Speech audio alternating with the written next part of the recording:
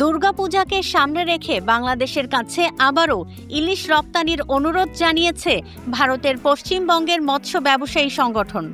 মঙ্গলবার ২৯ জুলাই কলকাতা ভিত্তিক fish importers association বাংলাদেশের অন্তর্বর্তী সরকারের পররাষ্ট্র উপদেষ্টা তৌহিদ হোসেনকে একটি চিঠি দিয়ে এই অনুরোধ জানায়। চিঠিতে তারা জানায়, গত বছর পররাষ্ট্র উপদেষ্টার হস্তক্ষেপে ভারতে ২,৪২০ মেট্রিক টন ইলিশ রপ্তানির অনুমতি পেলেও ভারত মাত্র ৫৭৭ মেট্রিক টন ইলিশ আমদানি করতে পেরেছিল, কারণ সময়সীমা ছিল খুবই সীমিত, মাত্র ৩০ থেকে ৪৫ দিন। প্রত্যেক বছরের মতো এই বছরও আমরা চিঠি পাঠালাম বাংলাদেশ সরকারকে যে আপনারা গত বছর মাছ দিয়েছিলেন বাংলাদেশে মাছ পুজোর উপলক্ষে, এই বছরও যেন আমাদেরকে মাছ দেওয়া হোক।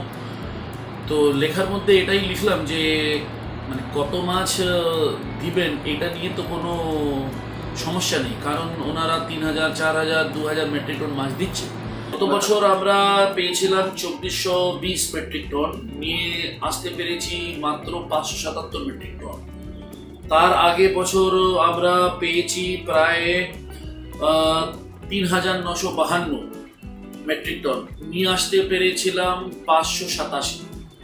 কারণ টাইমটা খুব কম, যেমন ধরুন ১ মাস, খুব ম্যাক্সিমাম হলো ১.৫ মাস।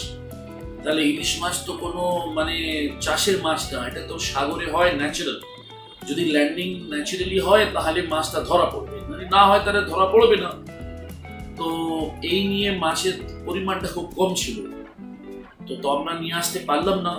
এবার দেখা যাক কি হয়। তাই এবার পূজা উপলক্ষে ইলিশ রপ্তানির অনুমতির পাশাপাশি সময়সীমা তুলে দেওয়ার অনুরোধ জানানো হয়েছে চিঠিতে। তো এখন দরকার আছে আমার ২ গাড়ি মাছ, ঢুকে যাচ্ছে ৫ গাড়ি, কারণ আমরাও তো চাই যে মাছটা বেশি করে নিয়ে আসি।